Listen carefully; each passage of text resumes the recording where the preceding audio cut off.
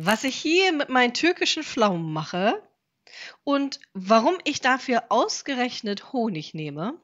Ganz einfach. Viele von euch haben sich den koreanischen Sirup Chong gewünscht, aber bitte ohne raffinierten Zucker. Und Honig ist nicht nur eine natürliche Alternative, sondern bringt auch seine eigenen Fermentationskräfte mit. Ich zeige dir heute in diesem Video, wie du damit ganz ohne Kochen einen aromatischen Sirup ansetzen kannst, haltbar, lecker und voller Geschmack.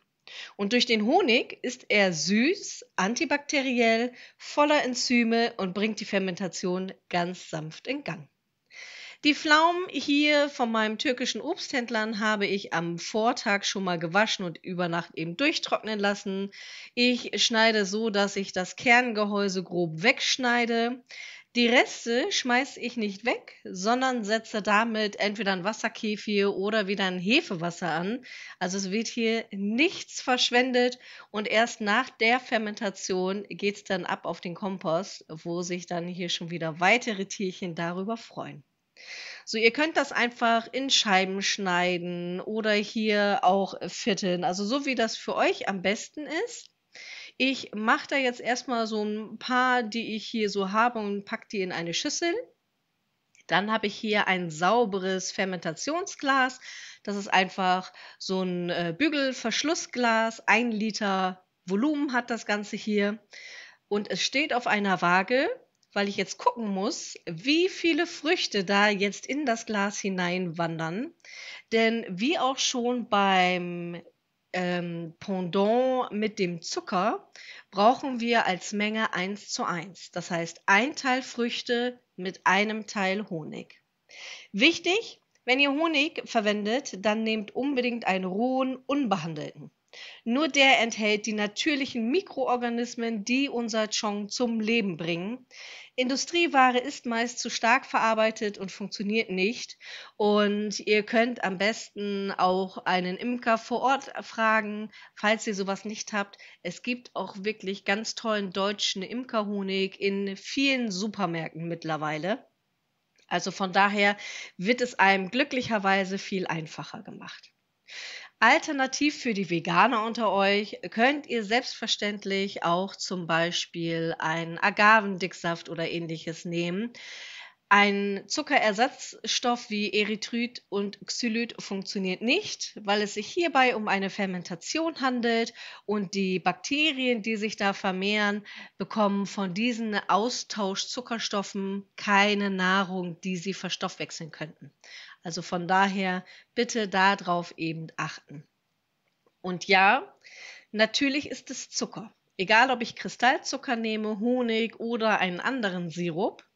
Aber es geht ja auch nicht darum, dass wir den literweise jetzt pur trinken, sondern so ein koreanischer Sirup eignet sich perfekt, egal was ihr hineingebt, immer dafür, um das dann mit Mineralwasser und vielleicht auch Eiswürfeln zu genießen, eventuell mal über ein Eis so ein paar Tropfen eben drüber zu geben, um sich den Geschmack von dem, was man da reingibt, einfach zu erhalten. Und dieser ist richtig toll geworden.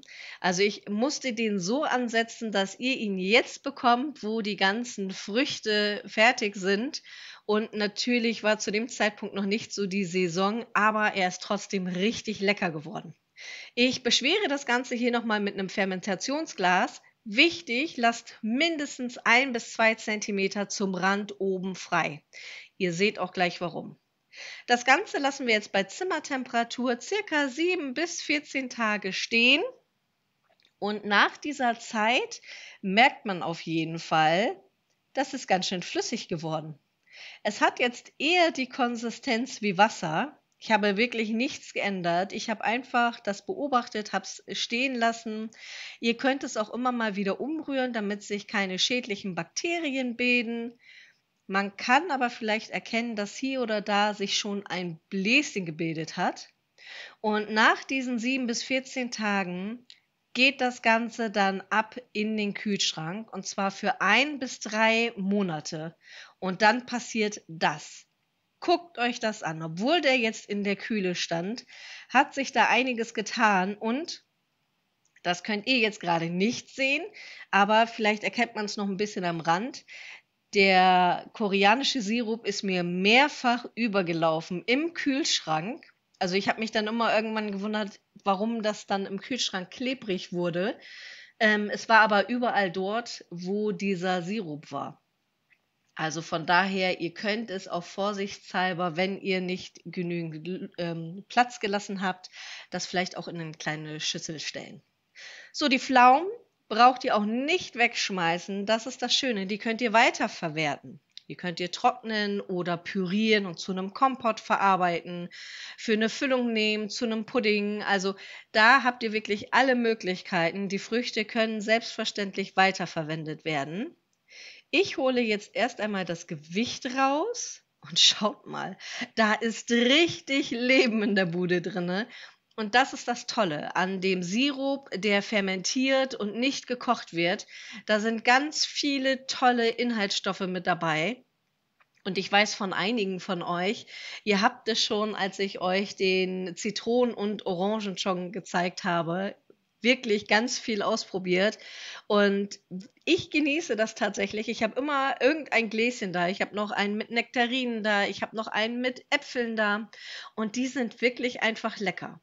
Und guckt mal hier. Ist das nicht der Wahnsinn, was sich da tut? Also dieses Fermentationsergebnis habe ich beim Zucker nicht gehabt, sondern wirklich mit dem Honig. Also testet das wirklich unbedingt aus und schreibt mir mal in die Kommentare, zum einen, welche Früchte ihr verwendet habt. Ihr könnt natürlich auch Kräuter nehmen, wenn ihr zum Beispiel einen schönen Waldmeister-Sirup ansetzen wollt. Also lasst es mich gerne wissen. Ich bin da schon sehr gespannt drauf. Meiner wandert jetzt direkt wieder in den Kühlschrank. Und in diesen Videos sehen wir uns wieder. Ich freue mich schon sehr auf euch und sende euch liebe Grüße, eure Emma.